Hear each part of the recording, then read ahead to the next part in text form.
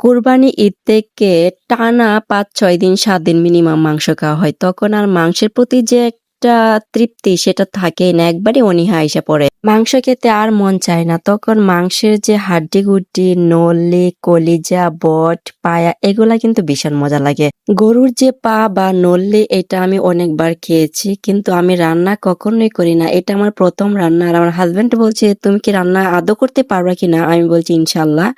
যেহেতু রান্নাটা আমার পছন্দ তো আশা করি আমি আমার পছন্দ ভালোবাসা দিয়েই এটাকে সুন্দর রান্না করার চেষ্টা করব ইনশাল্লাহ। রান্নাটা কেমন মজা হয়েছে সেটা শুধু আমরাই বলতে পারবো, আর রান্নার কালারটা কিরকম আসছে সেটা আপনারা অবশ্যই কমেন্টে জানাবেন। কথায় আছে না, আগে তো দর্শনদারি তার না হয় গুণ বিচারি। আসসালামু আলাইকুম সবাইকে। তো শুরুতে আমি উঠে আগে গরুর পা গুলা ভালো করে পরিষ্কার করে নিলাম। তারপর এখানে হলুদের গুঁড়া, মরিচের গুঁড়া, স্বাদ মতো লবণ আর একটু তেল দিয়ে মাখিয়ে নিয়ে এটাকে চুলায় বসিয়ে দিলাম। আর সেই সাথে সকালে নাস্তাটা আমি সেরে নিয়েছি।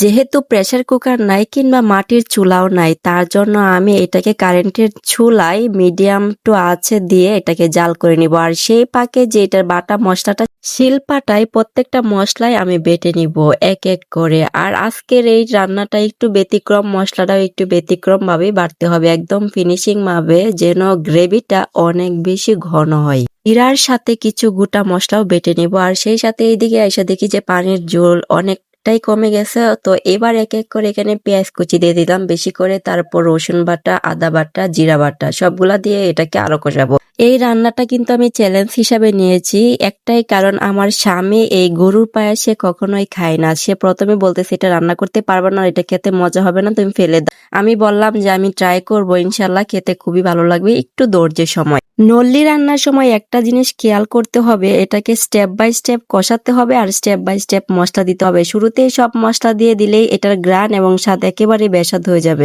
এতটা পানি শুকিয়ে একেবারে তেলটা উপরে আসা পর্যন্ত আমি এটাকে কষিয়ে নিলাম, তোমরা দেখতেই পাচ্ছ ভিডিওতে। তারপর এখানে আমি জুল দিয়ে দিলাম। জুল দেওয়ার পরে যখন বলক চলে আসছে তখন এখানে আরো আস্ত গোটা মশলা দিয়ে দিলাম। নাড়িয়ে চাড়িয়ে এটাকে আরো 10 মিনিটের মতো আমি রান্না করে নিব। তারপর এখানে আরো আমি কিছুটা জিরা বাটা আর গোটা মশলা যে বেটে রেখেছিলাম সেটাও এবার এখানে দিয়ে দিব।